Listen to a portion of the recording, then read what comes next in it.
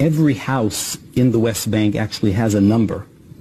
Each and every house has a number. So we would open up the maps and look at the specific house that looked into the right place that we had to enter, a city center or a road. And after we would verify that the house has the best parameters, windows, and geographical area, we made sure the people in the house were innocent. So we would enter a house of an innocent Palestinian home in the middle of the night.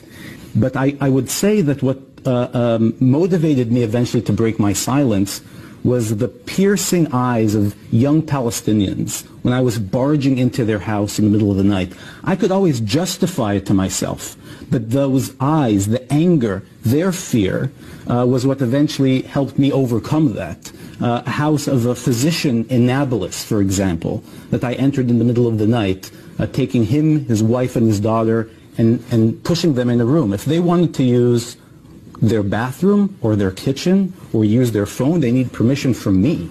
That specific house in Nablus stayed with me for a while because that physician himself was kind enough and generous enough to sit down and explain to me what it means to be a Palestinian. And I thought that I was a good moral soldier, that I was actually helping entrench the occupation in that sense. These Jewish settlers that live in Hebron are living under the same rights that I live in Jerusalem, but the Palestinian next to them, next house over, next building over, sometimes next apartment over, lives under my rule, my military rule. And I can do whatever I want with him. I can take his home as a temporary base for a few hours, to a few days, to a few weeks.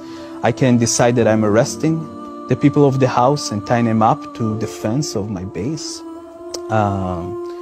If we will get an order to demolish their home or just lock their front door and don't let them out into the street their house is on, a street that only Jewish settlers can walk on and Palestinians cannot. So they have to walk through windows to yards, into the other side, into the Kasbah of Hebron.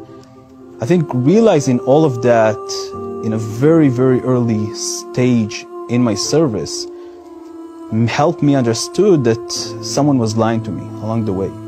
I didn't feel like I'm protecting anyone. I didn't feel like I'm helping anyone feeling more safe. I feel like I'm terrorizing people. I feel like for the first time in my life, the boundaries between good and bad that I learned as a kid, and obviously I learned that I'm on the good side, was broken. I felt like I am the terrorist. And my job was literally to scare people so they cannot think about acting against the Israeli settlers or the Israeli military. That was actually our defined